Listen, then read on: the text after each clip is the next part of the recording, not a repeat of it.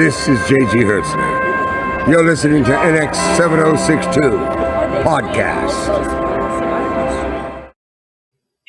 That's right, boys and girls. It is time. It is 10 o'clock here on the East Coast, and it's time for the NX 7062 Podcast. Welcome, welcome, welcome.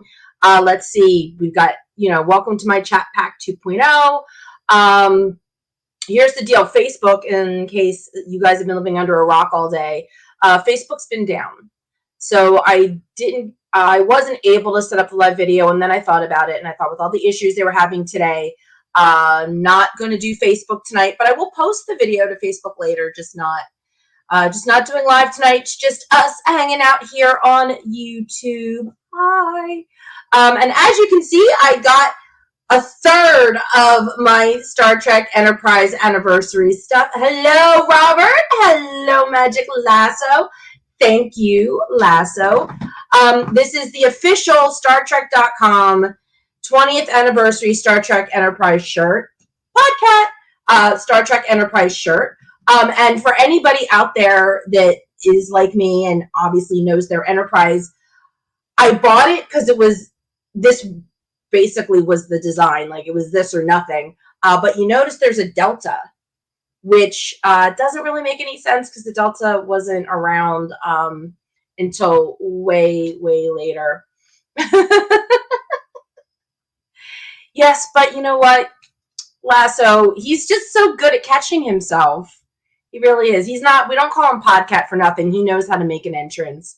Anyway, yeah, so this is Paramount. This is the official shirt, and they screwed it up because they put the Delta on there, and the Delta wasn't around back in the days of Enterprise. But it's still the official shirt, so I still had to support my show. And I've got 2 more things coming. They just haven't gotten here yet. So as soon as they do, you guys will all see them. I also had hoped to show you a picture of my Death Star Rising poster, but it's a weird size, and I haven't found a good frame for it yet.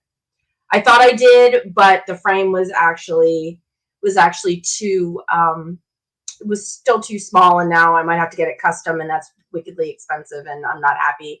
Trip is doing really well. Thank you for asking. In case anybody wasn't around last year, Trip is the latest addition to my feline entourage, I guess you could say, and he's doing really well. In fact, he and Kal-El have started to pal around a little bit. He is probably on the other side of the green screen right now. He was last week. So was Reed, actually. Trip and Reed were both here last week. You just didn't see them. I don't know, Lasso. The website, I'm assuming you're asking about my poster.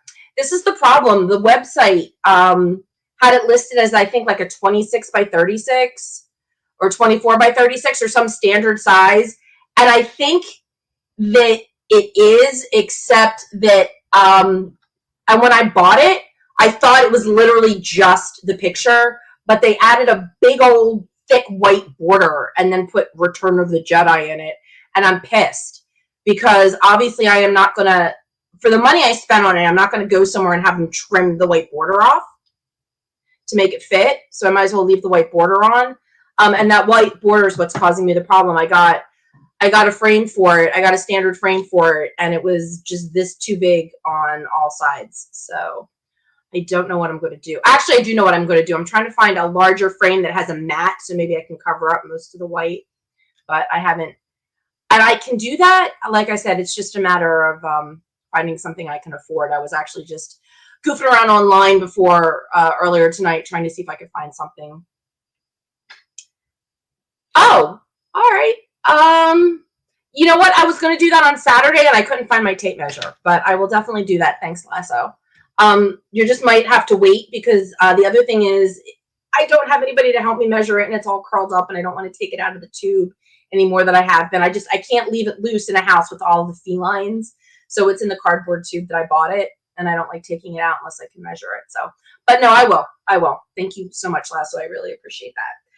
On to other things. On to talk of Star Trek. I can't believe this, but I actually forgot to mention this last week. You know what? That's the thing. I did, Robert. It's too expensive. I looked. It's over $100 just to do a custom frame. But thanks. No, that's actually what I was. That's where I was actually before we came on. But Lasso always seems to know the best things for the best things. I trust Lasso implicitly. Lasso was actually just at a comic book convention this weekend, and he sent me some really cool pictures of some Star Trek stuff that was there. Nothing I could afford, like $100 TOS bridge set that looked really awesome. But so here we go. All right. So what did I forget to mention about STLV? I got a chance to talk to Rod Roddenberry. He was hanging out at the Masquerade Bar while I was there grabbing a drink with a friend of mine. And so I actually had a chance to chat with him very briefly. Got a chance to talk to him about his mom and how amazing my friend and I thought she was. I loved her. I mean, we all loved her as Loxana, but I mean, just every role she had, including the voice of the computer, she was just amazing. So we had a lovely discussion about Majel. And I was able to ask him, yeah, see, that won't, that might work, actually. 24 and 24 might work. But, right, 24 by 24 is not standard. And my problem is if I get it and it's too big on any of the edges, that's why I would want something with a mat so that it would all look, would look even. Because if you get something that's not standard and then one of the side, I know it's not 24 by 24. It's like 20 something by 30 something. See, I have to take that back. It's not going to work because it's square. But it's over 24 inches and it's over 36 inches, but just by like that much. So, like I said, I either will have to get like a really larger, my ideal is to get the next size up, but with a mat so that I can cover the edges so that everything looks uniform. So the one thing I asked Rod Roddenberry right before he moved on to talk to other people was if he thought that the Orville was a love letter to his dad, and he did. And I'm happy to hear that because I don't know about anybody else out there, but I absolutely 100% love the Orville. And Seth MacFarlane being a fanboy is one of the reasons why I feel like the Orville is exactly what Rod thinks it is. It's a love letter to his dad. All right. So what? Okay. I'm trying to say I was able to find. Oh, got you. I see what you're saying. No, I got it. Thanks, Lasso. I see what you're saying. Like I said, it's not standard. Oh, that is amazing that you got a chance to meet Majel. That's something I never had a chance to do. So, Robert, that's so good to know. But yeah, it was lovely talking to Rod. He's so much fun. I got a picture with him. I'll post again. I keep saying I'm going to post stuff, and then I get so wrapped up in other things, and I forget to post. And then Facebook goes down. What are you going to do? All right. So, yeah, I definitely wanted to mention that. The other thing that I wanted to mention in case you missed my big posting online is that all the Enterprise guys are right now slated to be in Vegas for 2022. Basically it's everybody but Linda. It's Connor that does conventions. Let's not get excited. When I say everybody but Linda, I mean with the caveat that does conventions. So we've got Connor, Dominic, John, Billingsley, and Anthony Montgomery. In fact, Anthony Montgomery was one of the first people listed, and then Connor and Dominic and John just sort of trickled in. Now, I know it's only October, so let's face it, anything can happen between now and August. But it's still nice to see them on the list because that means that they want to do it, and hopefully they will all be there because Vegas won't be the same without them, at least in my humble opinion. And like I said, I already booked a room at Bally's. And I'm not sure I mentioned this last week or not, but for Bally's, if you are a Caesars Rewards member, your rates are better than if you book through Creation's website. I do not know if you can join Caesars online. I know some of the casinos will let you do that. I did that with the Hard Rock. They won't mail you your card. You actually have to go in person and pick up your card. But if you register online, you have a number, and you can call them and get the number, and that number is enough for you to sign up and become a Caesars Rewards member. And they don't. The rate's good for everybody. Even you just got your card, you can still get the rates. So highly recommend, if you can and you don't have one, getting a Caesars Rewards card. and trying the rates that way. But like I said, my room's already booked. People are already scouting the location, talking about the conference, the convention center, which at least does not look like it will be a mile hike to get there, which I'm very excited about. So, what are we talking about tonight? We're talking about Lower Decks, the latest Star Trek animated series. We all know that there was a very short-lived Star Trek, the animated series, which had the voices of pretty much all the original cast members. And since that time, there hasn't been an official animated series until now. And this is not your mama's Star Trek. It's really, really not. I called it irreverent because I think that's a really good word for it. I threw up a Twitter poll last night.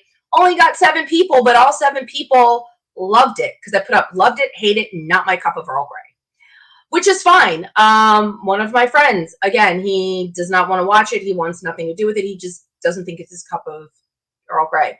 But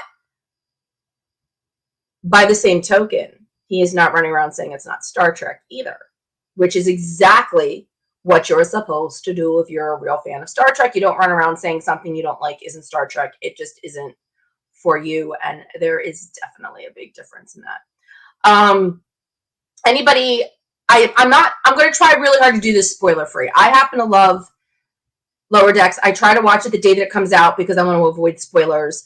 In fact, the Lambda Quadrant group, whenever we're chatting on Thursdays, we always check in with each other to make sure, because we'll all sit there and be love, love, love, love, love, love, love, and then try not to spoil it. If there's little things like a couple weeks ago, one of the episodes, my friend, one of the members of Lambda Quadrant mentioned that there was an Enterprise reference, but she said the only reason she heard it was because her closed captioning was on. So I watched that episode, and in that episode, who was in the shuttle? Tendi, and why do I always forget her name? I swear to God, she's the main character, and for some reason, her name never registers. Mariner, Tendi and Mariner were in a shuttle together, going on missions, and so I was waiting the entire for some Shuttle Pod 1 reference kind of deal. I'm thinking, oh well, they're together and they're having shuttle issues, and I was having a really hard time with it. I watched it twice, and I just couldn't get over thinking I missed some sort of like Shuttle Pod 1 reference, and it wasn't a Shuttle Pod 1 reference.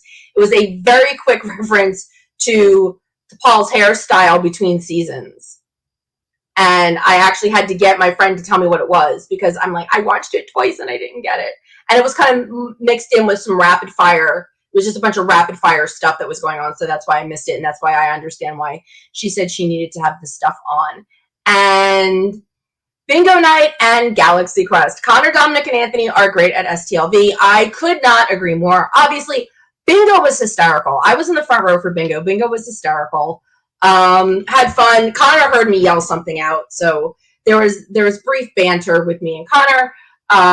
But no, it was really great. I did not go to Galaxy Quest. Of course, Anthony, I'm sure, was amazing. I watched Galaxy Quest once because everybody was on my back about it. And I agree. It is a great movie. It absolutely, again, is just such a send up of Star Trek and conventions, and it's so great and it's so funny. I don't like Tim Allen. If he wasn't the lead, maybe I could have sat through it again. I don't like Tim Allen, period, end of sentence. So I watched it because I was peer pressured into it. But I liked it. I really did. And if Tim Allen wasn't the lead, I probably would have liked it even more. Because I love Tony Shalhoub, and never remember this guy's name either. The one actor that was playing the aliens that came down to get the Galaxy Quest people. I want to say Enrico, but that's not right. He was in the sitcom Just Shoot Me, and I love him too, and I can't remember his name. But anyway, I loved a lot of of course, Sigourney Weaver. Who can argue with Sigourney Weaver? So, like I said, it was a great cast, except Tim Allen. But no, it was a great movie. It was absolutely, and I'm sure Anthony was fabulous. as always. The one thing I want to address before we go, well, yeah, absolutely. Absolutely. I love Anthony. Anthony's great. Anthony's adorable. I love talking to Anthony at conventions. And he brought his girlfriend with him this year. And they are such a gorgeous couple, and they are both some of the nicest people that you will ever run into. Okay, so the one thing I want to address about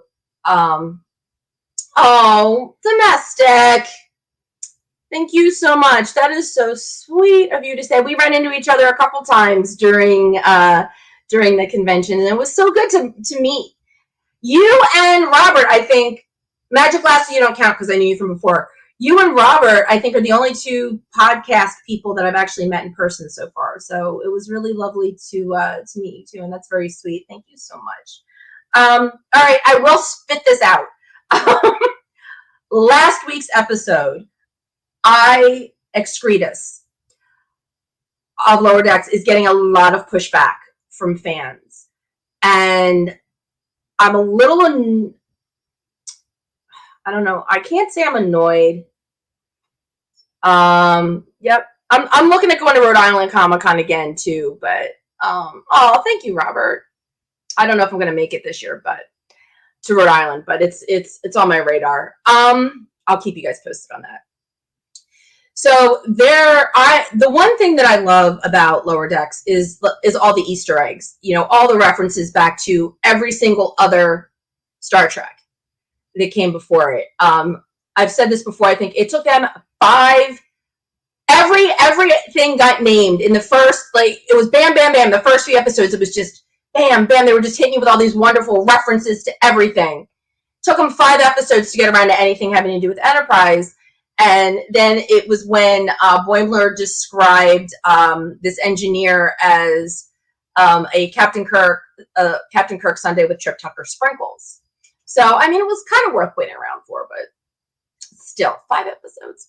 Anyway, so that's what I've always loved about it. So this past week's episode, the crew, the Lower Decks crew and the bridge crew switched places, and then they were being evaluated, and they all had to go on these holodeck missions to be evaluated about their reaction time. So all the Lower Decks people were in, bridge, they were captains and lieutenants, so they were put in those situations as such. And so so it listed all the scenarios that they were going to have to go through. And one of them was a Naked Now scenario. So when that one rolled around, we all know that Naked Now, as well as Naked Time, the crew goes crazy and the crew gets a little sexy. I mean, this is the Tasha Yar and Data hookup episode. And I was reminded on Twitter, Geordi walked into a room of frozen naked bodies. So, naked, they took it literally. So in this Naked Now hologram that Mariner was doing, she walked into an orgy in the mess hall. She walked into an orgy in the mess hall, and it was very, very graphic. I mean, there was back. I mean, this is Dookie, everybody. I don't know if Dookie's poked his cute little face in.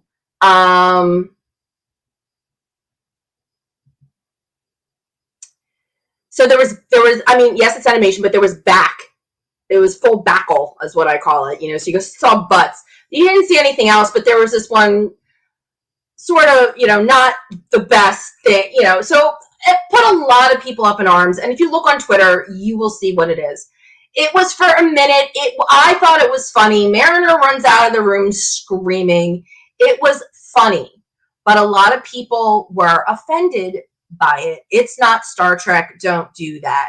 In fact, I just had a conversation with said friend who does not watch Lower Decks, and he was offended, but I said, it's not fair of you to be offended at the show when you take one picture that somebody screen grabbed and shared it and you take it out of context.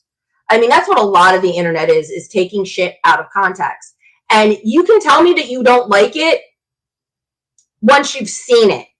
But if you haven't seen it in context, where it was that minute where she walked in and, oh my God, and ran out, and it was funny, and it was a send up of Naked Now, then maybe when it's in context, then you get to be offended. That's how I look at it. You get to be offended if you've watched it. If you haven't watched it, then I don't feel like you have a right to get offended over one issue or over one screen grab. I'm not sure, because if it was payback for previous criticisms, because I don't know.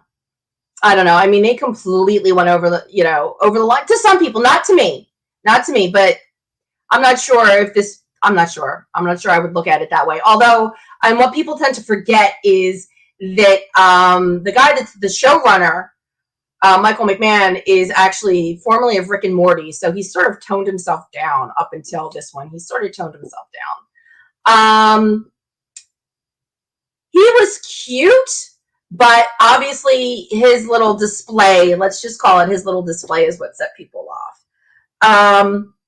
So there's been a lot of pushback on that. Like I said, if you take it out of context, it looks really offensive. It looks like somebody else drew it just for the shock value. But when you take something in context, I thought it was funny. Everybody I know, I think, thought it was funny. But you're allowed, like I said, you're allowed to be offended, but you're only allowed to be offended, in my opinion, once you've sat down and watched the entire episode. You don't get to be offended when something's taken out of context. And I just think that goes across the board. Get the context, then you can talk to me.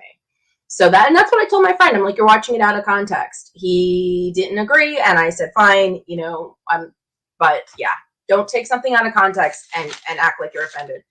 So one of the things that I literally just found out, because I was researching the show, and it was so funny because I heard this or read this somewhere. Jack Quaid, who plays Boimler, is also, I should say, in The Boys. Oh, that was the other thing I was going to warn you guys about. My green screen's a little tenuous tonight. It gave me one good week last week, and then it got a little tenuous. So we'll see. Like I said, tenuous. We'll see what happens. So you guys just got to look at my desk. But anyway, so Jack Quaid is in The Boys. He plays Hugh. I love Hugh in the Boys. I think he's Huey. He's great. He's so sweet. It was a great character. I love The Boys. The Boys is great. It's on Amazon. It's very superhero. It's amazing. Go watch it if you hadn't. But I'm like, that's why but I always knew the name when it came up in the credits, and that has to be why. But I literally just found out. I also read kitties are always fine. Kitties are always fine. They destroy things and they walk away unscathed. Yes, Data's full. Yeah, see, that's the thing. Data being fully functional. If you watch The Naked Now, you know. So, yeah, exactly. I completely agree. So Jack Quaid is Boimler, and he has said, I read an article, he's going to go, if he goes to a convention, he said he'll dress up like Boimler, which I think is going to be amazing. Question is he going to purple his own hair, or is he going to wear like a Boimler wig? I've seen people wearing purple wigs, so we'll see. But that's dedication. That is absolute dedication. And what I also found was how many of these actors are involved in, or have been involved in, other sci-fi now. Jerry O'Connell knew that. He was in Sliders. For anybody that doesn't know, Sliders is time travel. It's time travel. I never actually sat down and watched it. It's travel. It might be other universe travel, not time travel. I think they slide between realities. But I mean, so Jerry O'Connell has a background in sci-fi, but he has been around for forever. He plays Jack Ransom. He's the first officer. But the other cool thing that, again, I was like a couple weeks ago realized from a picture, Jerry O'Connell was in Stand By Me with Will Wheaton. I've seen Stand By Me, but it's been a while. So did not realize that the two of them did Stand By Me together, but that is also Trey cool. Let's see. Fred Task. Can't do last names. Swear to God. And I can't read my own handwriting. You gotta love that. The guy that does the voice for Lieutenant Shax, he's the Bajoran head of security. he is all over sci-fi. He is like the voice actor master of this thing. He's done Robot Chicken. If anybody has Adult Swim, Robot Chicken is 15-minute claymation, amazing. Seth Green heads it up. And he's a total fanboy. So it's just this claymation send-up of pop culture. And for anybody that doesn't know, Seth Green was in Buffy the Vampire Slayer. So a lot of times when you read the credits, he gets Sarah Michelle Gellar to play Buffy. He gets Sarah Michelle Gellar to play Daphne, which she did in the Scooby-Doo movies. So it's great. It's funny. It's a little on the gross side, but that's part of the fun. I love Robot Chicken. And Fred has done the voices of Kirk, Spock, and McCoy in some of their little parodies. What else has he done? Oh my gosh, he has done voices in Marvel's What If, which I know Lasso watches. I don't know if anybody else is watching it, but Marvel What If is absolutely incredible. It is great, and Fred's voice is all over that too. Oh yeah, he and Jack Quaid both did. Was it Jack or Jerry? Wait a minute. Jack. It was Jack Quaid and Fred both did voices for Batman animated. I don't know if it's an episode or a movie. It's 2 parts, and it's called The Long Halloween, and it's on HBO Max. Haven't watched it yet. Might have to now that I know a couple of the voices, because nothing annoys me more than watching something animated and hearing a voice going, I know that voice. Where the hell do I know it from? Some people, sometimes I can suss it out. Sometimes I can't. Tony Todd's one of those voices. It doesn't matter how much makeup he's wearing or if he's not on the screen. Tony Todd's voice I'm almost always going to get. Hey, War Dog! Are you cheating on me with somebody else? Oh, geez, double streaming. I don't know, War Dog, but thanks for popping in. I'm always glad to see you. So we were just talking about animation, and nothing, like I said, nothing annoys me more than hearing an animated voice and not knowing where it came from. Seriously, IMDb is such a godsend, because, like I said, 9 times out of 10, if I'll give myself, I like to play, like, I'm a name that tune kind of person, so I don't like to cheat. So I really do try to, and I don't know why my name is up there twice. I have to be perfectly honest. But if I can't figure it out, I am on IMDb so stinking fast. Let's see. The best voice is Gilbert Gottfried reading 50 Shades. Oh, that would be funny. Is the Seventh World doing something tonight? I'm going to have to talk to Ryan about that. Ryan, how dare you? No, there's no competition here. I will just bust on Ryan. He knows that this is my time slot, so I don't know why they're running anything tonight. Especially since they do have virtual TrekCon mini conventions every Sunday for the next couple of months. Check them out on Facebook to find out the schedule for their upcoming events. It's every Sunday. I'll share it, but now that I know that I'm actually up against them now, maybe I won't, but we'll see. I didn't know they were on Monday nights too. I thought they were later in the week. Well, I'm not changing my time. This has been my time for too long. I'm not changing it. But War Dog, thanks for stopping over. Let's see. Dawn Lewis plays Captain Freeman. And Dawn Lewis is a voice that I knew her name and I knew her voice right away. I've known her since she was on the first couple of seasons of Different World, which was the Cosby Show spinoff about Denise Huxtable going to college. And then Denise lasted like 1 or 2 years and then dropped out. So literally their Cosby Show connection stopped when Lisa Bonet left. But Dawn was great because she played an adult, like going back to school, but for some reason, just for the comedy sake of it, she was actually living in the dorms, but she was not way older, but she was a lot older than her roommates. It was a great show. I really enjoyed it. Love that. Thanks.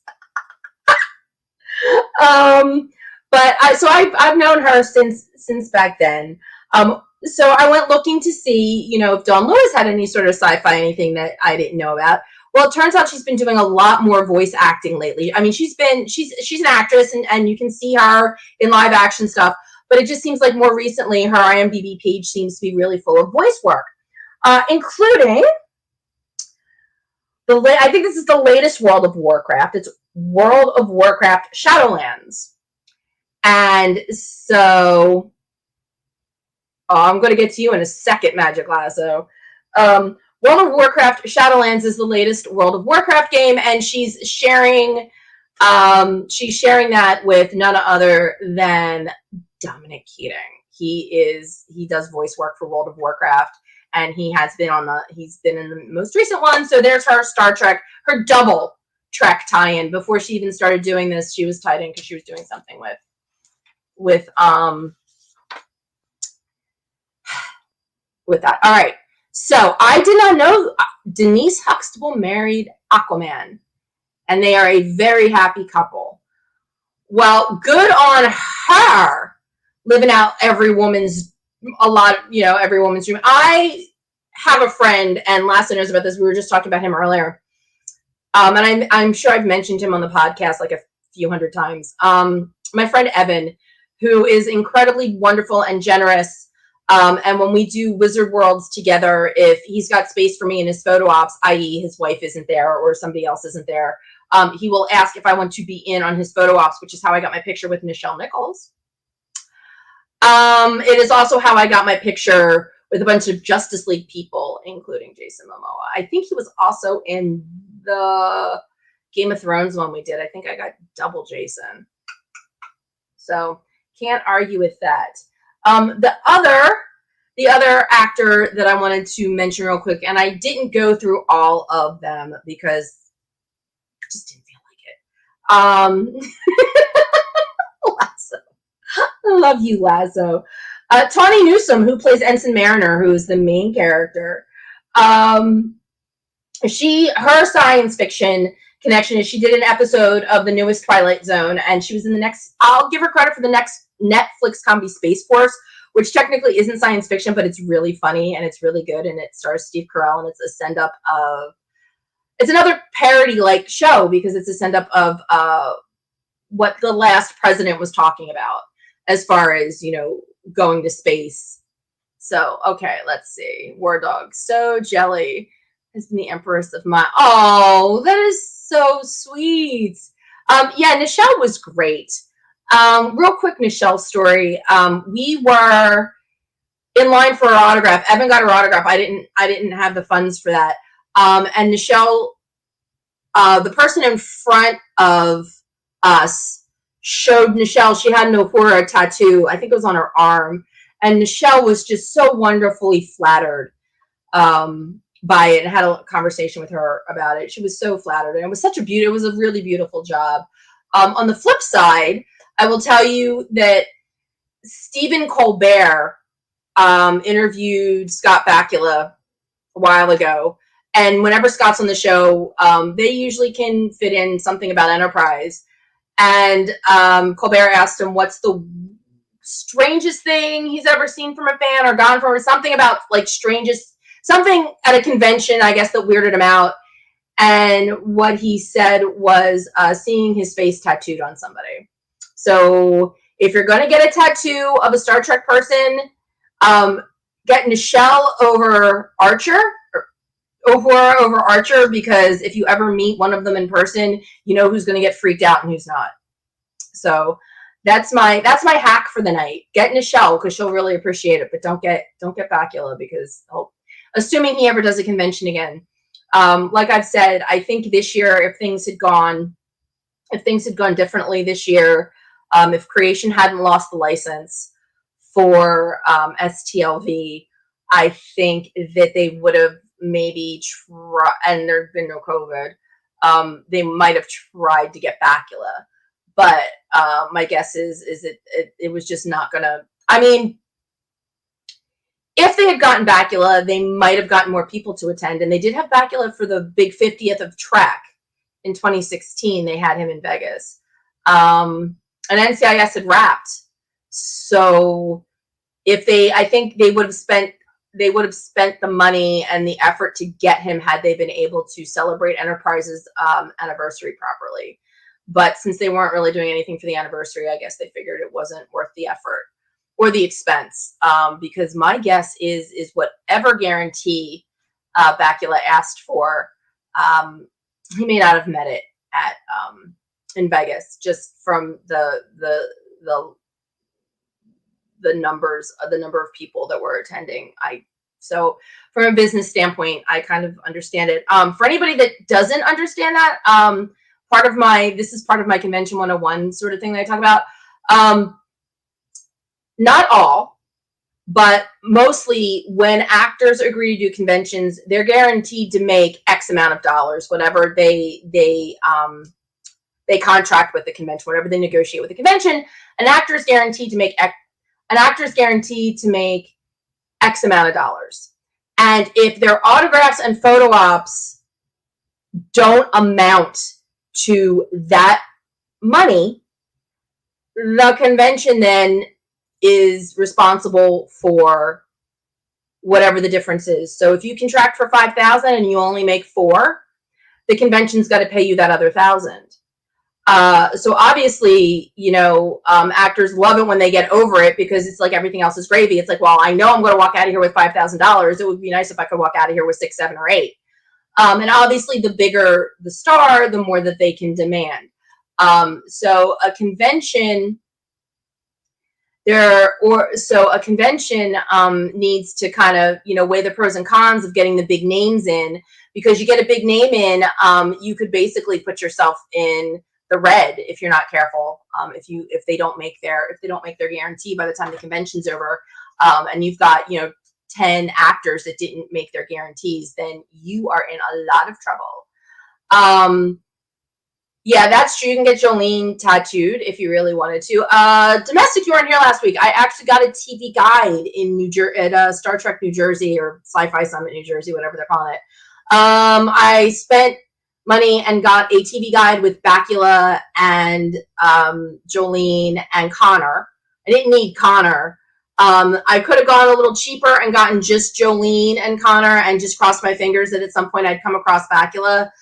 But what I paid for that TV guide was probably maybe this much more than what I would pay for an actual just Bakula. So to get Jolene, who I will never see or meet, made a lot more sense. So I now have a complete set of autographs from everybody at Enterprise.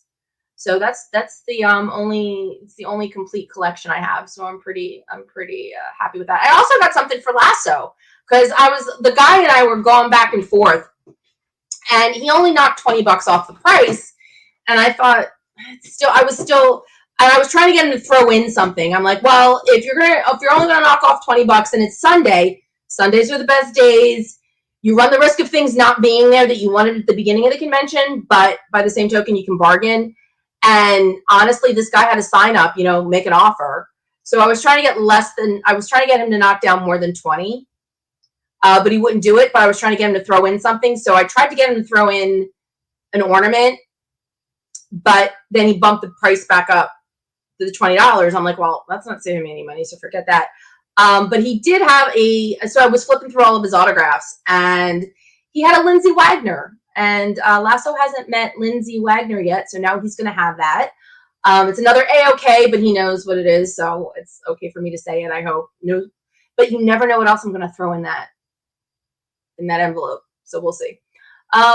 So I got him a Lindsay Wagner. Hopefully Lasso will have a chance to meet her. I know he's got a comic book, because I have it too. I think it's the same one. It's the Wonder Woman Bionic Woman crossover. Lasso will correct me if I'm wrong, but I think that's the one you want her to sign. But if I'm wrong, he's gonna yell at me in the comments, I'm sure.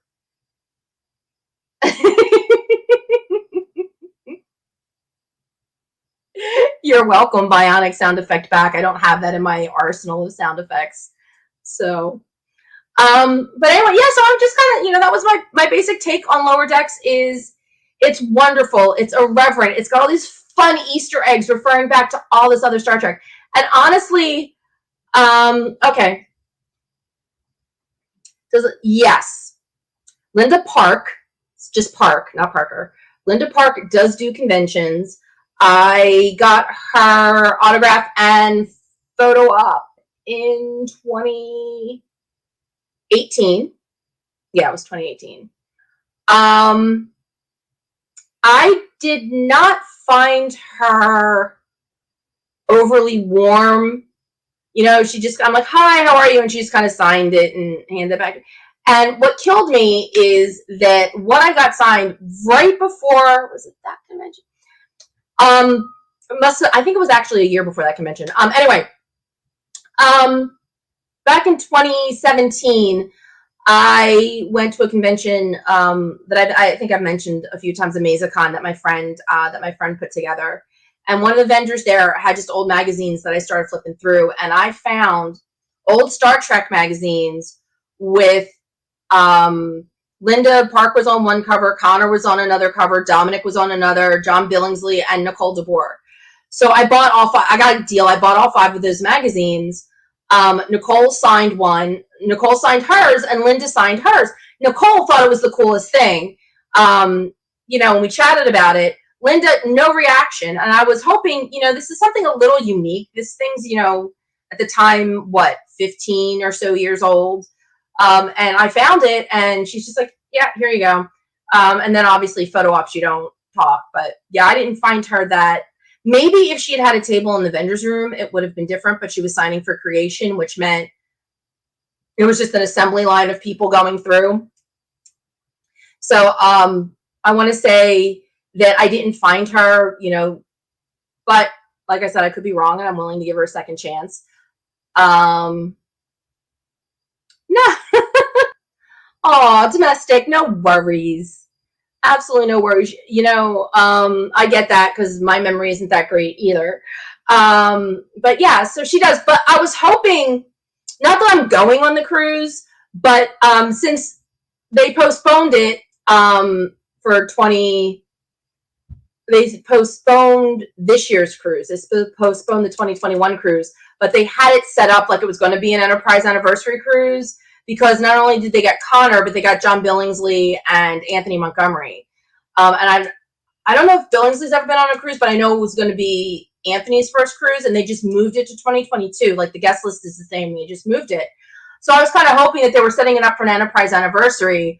And since Dominic and Linda Park are the last two people that do conventions that they would need to make it a complete anniversary cruise, according to the cruise, they're still announcing people. So, you know, maybe Linda will show up on the cruise. Listen, if I was her, I'd go. It's an amazing opportunity. It's so much different than conventions, and, you know, COVID being, you know, if COVID's not a factor, obviously.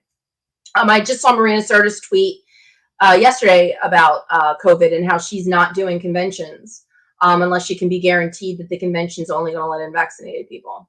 And I don't blame her. I really don't. You know, it's the reason that a lot of people dropped out of Vegas, and you have to respect that. And see, like I said, my thing's coming down. I don't even know who's back there right now, but there's a chair behind my green screen, so I don't know who's back there playing on the chair. But we're getting ready to wrap things up anyway. Oh my gosh, it was Reed. He's not going to be able to get up on my lap. He's too big, and there's not enough space for him. And if I try to pick him up, he's going to get pissed. But it was Reed. And if this camera was a little more mobile, I would show you all, because he's standing right here on the floor. I think he's trying to think if there's a way. Do you want to try and get up so people can see you? Do you want to give it a shot? Because he's definitely a snuggly cat. He's just a very big cat, and there's not a lot of room for him to get up, but he's here. Have you ever met Nicole before? Domestic, she's amazing. She is just an amazing human being. I adore Nicole. I adore her so much. She's awesome. She's so much fun. And if you go onto the YouTube channel and you catch last week's podcast, if you haven't already, I have an interview with her from STLV that was great. Oh my gosh, he figured it out. Reed, come here. People want to see you. Come here. Hold on. Let's see if we can do this. Come on. Oh my God, he's so smart. He figured out a way to get around, but okay, Reed, come on. We are wasting precious time. Let me see if I can just turn this little. No, that's not going to work because he's not going to be in the shot. But he is here. He is on the desk. He just came in. He came in from behind the green screen. He's so smart. But you know what? He has to be. He's a tactical officer, so he's got to know. He's got to know all the ins and outs. Anyway, so to wrap up Lower Decks, it's great. I think it's funny because you know what? I was going to make it sort of analogous with Enterprise, only from the standpoint of the reason I love Enterprise so much is because it's so raw and it's not spit and polish the way the rest of the shows were up until that point. Because we'd never been out there before and we didn't know what we were doing and we were stumbling all over ourselves. And I always loved that rawness of it. And Lower Decks takes that and turns it on its head. Because we're supposed to be getting the point of view of the Lower Decks, the ensigns, not the spit and polish ensigns that are sitting there at the bridge, but watching them do the grunt work. Like I said, it's a cartoon. It's not supposed to be taken seriously. It's kind of, it's Star Trek poking fun at itself in a lot of different ways. And I think that they do it really well. And yet they still kind of stay true to Trek. Like I said, with all the references. And, you want to rate it, I guess, on any sort of level. The fact that Frakes and Marina and Jeff Combs all came in to do episodes, that shows a lot of respect for the show. Because there's, you can get somebody that sounds like Jonathan Frakes or sounds like Marina Sirtis. I mean, the fans would be disappointed, but just because they won't do the show, just because they won't lend their voice, doesn't mean you can't put their characters in. The characters are owned by Paramount. So they could have done it with or without them. So the fact that they agreed to do it, I think, just says a lot about how the show, Star Trek people feel about the show. Not that that's supposed to change anybody's opinion. If you don't like it, you don't like it. That's fair. But I love it that the fact that there are Trek actors that are like, yeah, we get it. It's funny. It's poking fun at something, and it's okay because it's within the family, and it's okay. It's okay to laugh at yourself. And that's one of the things that that I love about it is Star Trek. It's saying we know who we are, and it is okay to laugh at us. It's fine. Yeah, exactly. There you go. Yeah, exactly. Yeah.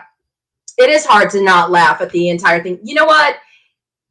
It's like MASH without the seriousness. If you took out all the seriousness that MASH needed, okay?